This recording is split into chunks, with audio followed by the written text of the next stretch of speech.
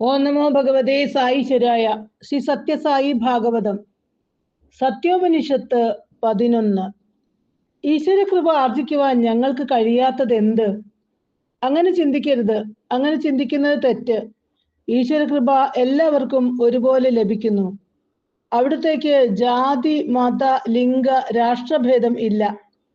കുറവുകൾ നിങ്ങളിൽ തന്നെയാണെന്ന് അറിയണം. ഹൃദയമാകുന്ന പാത്രം വൃത്തിയാക്കുക. ഉദാഹരണത്തിന്, ഇപ്പോൾ നല്ല മഴയുണ്ട്.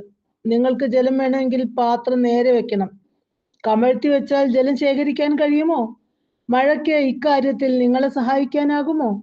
ഇതുപോലെ വിഭുവിന്റെ കൃപാവർഷം സ്വീകരിക്കാനായി ഹൃദയമാകുന്ന പാത്രം വൃത്തിയാക്കി നേരെ വെക്കുക. അങ്ങനെയല്ലേ വേണ്ടത്? ശരണാഗതിയും ഭക്തിയും തമ്മിലുള്ള വ്യത്യാസം എന്ത്? ഭക്തി ദ്വൈതം. അവിടെ ഭക്തനും ഭഗവാനും ഉണ്ട്. അതുകൊണ്ട് ഭക്തി എന്നത് ദ്വൈതപാതയാണ്. ഭഗവാനില്ലെങ്കിൽ ഭക്തനില്ല. അതുപോലെ തിരിച്ചും. ഭക്തനെയും ഭഗവാനെയും ബന്ധിപ്പിക്കുന്ന കണ്ണിയാണ് ഭക്തി. ശരണാഗതിയാകട്ടെ ദ്വൈതമല്ല. കാരണം ഒരിക്കൽ നിങ്ങൾ ഈശ്വരനിൽ ശരണാഗതി അടഞ്ഞു കഴിഞ്ഞാൽ പിന്നെ നിങ്ങളില്ല.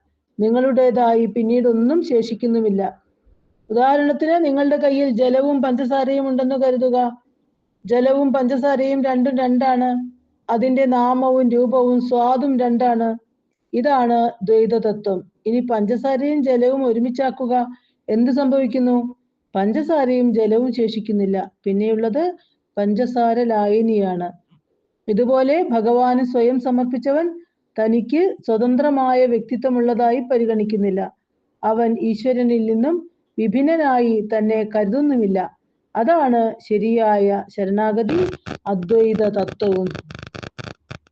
വിശ്വാസവും പ്രേമവും, ഇതിലേതാണ് പ്രഥമമായിട്ടുള്ളത്? ഒന്ന് മറ്റേതിനെ പിന്തുടരുന്നുവോ? വിശ്വാസം ഉണ്ടെങ്കിലേ പ്രേമം ഉണ്ടാകുകയുള്ളൂ, അതോ പ്രേമമുണ്ടെങ്കിലേ വിശ്വാസം ഉണ്ടാകുകയുള്ളൂ? തീർച്ചയായും ആദ്യം വേണ്ടത് വിശ്വാസം തന്നെ, രണ്ടാമത്തേത് പ്രേമം.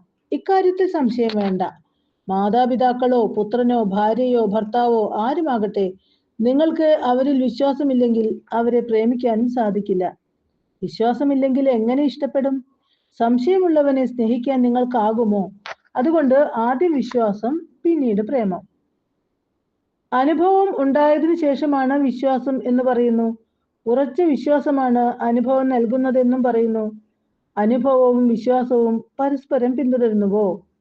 വിശ്വാസം ആദ്യം, അത് നിങ്ങൾക്ക് അനുഭവം നൽകുന്നു. അചഞ്ചലമായ വിശ്വാസം വേണം. അനുഭവങ്ങൾക്ക് വിശ്വാസമാണ് അസ്ഥിവാരം. ഉദാഹരണം, നീന്തണമെങ്കിൽ വെള്ളത്തിൽ ചാടുക തന്നെ വേണം. നീന്തൽ പഠിച്ചിട്ടേ വെള്ളത്തിൽ ഇറങ്ങൂ എന്ന് ശാഠ്യം പിടിക്കുവാൻ കഴിയില്ല.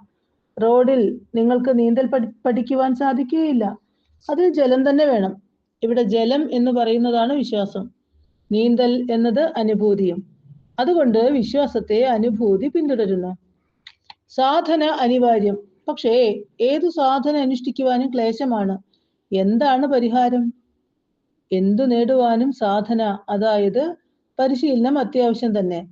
നടക്കുക, സംസാരിക്കുക, വായിക്കുക, ഭക്ഷിക്കുക, എഴുതുക എന്ന് വേണ്ട ജീവിതത്തിലെ എല്ലാ കാര്യങ്ങളും പരിശീലനത്തിലൂടെ സ്വായത്തമാക്കിയതല്ലേ? കുട്ടി എങ്ങനെ നടന്നു? നിരന്തര പരിശീലനത്തിലൂടെ. ഇതല്ലേ ഉത്തരം. ഗായകൻ ധാരാളം പാടി ശീലിക്കണം. വണ്ടി ഓടിക്കുവാൻ പഠിക്കുന്നതും പരിശീലനത്തിലൂടെ. ഇനി വണ്ടി ശ്രദ്ധിക്കൂ.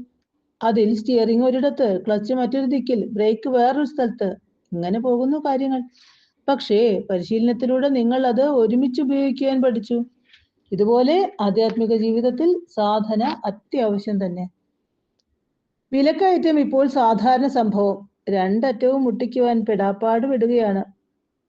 പ്രഥമമായി അറിഞ്ഞിരിക്കേണ്ട ഒരു കാര്യമുണ്ട്. അതായത് ഏറ്റവും വിലയുള്ളത് മനുഷ്യന് തന്നെ.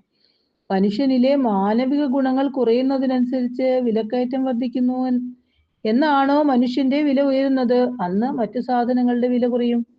ഭൂമി, സ്വർണം, ധനം, വീട്, മറ്റു സുഖ സൗകര്യങ്ങൾ, ഇവയ്ക്കെല്ലാം വിലയുണ്ടായതിന്റെ കാരണം എന്ത്? മനുഷ്യൻ അത് ഉപയോഗിച്ചത് കൊണ്ട് തന്നെ. മനുഷ്യൻ ഉപയോഗിക്കുന്നില്ലെങ്കിൽ ഇതെല്ലാം വിലയില്ലാതാകും. ഉദാഹരണം, നിങ്ങൾക്ക് വനത്തിൽ ഏറെ സ്ഥലം ലഭിക്കാൻ വളരെ വില കൊടുക്കേണ്ടി വരില്ല. അവിടെ വില വളരെ കുറവായിരിക്കും, പെട്ടെന്ന് ലഭിക്കുകയും ചെയ്യും. ബോംബെ, ഡൽഹി പോലുള്ള നഗരങ്ങളിലെ സ്ഥിതിയോ?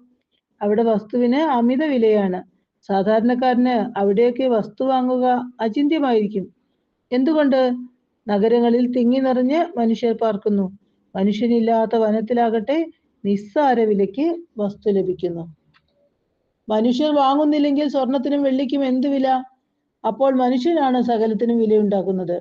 പക്ഷേ മനുഷ്യന്റെ വില കുറഞ്ഞതോടെ മറ്റുള്ളവരുടെ വില വർദ്ധിച്ചു. വിലക്കയറ്റം നിയന്ത്രിതമാകണമെങ്കിൽ മനുഷ്യന്റെ വില കൂടണം. മാനവിക ഗുണങ്ങൾ സ്വയം പരിശീലിക്കുകയാണ് മനുഷ്യന്റെ വില വർദ്ധിക്കാനുള്ള വഴി. ഓം തത്സത്ത്.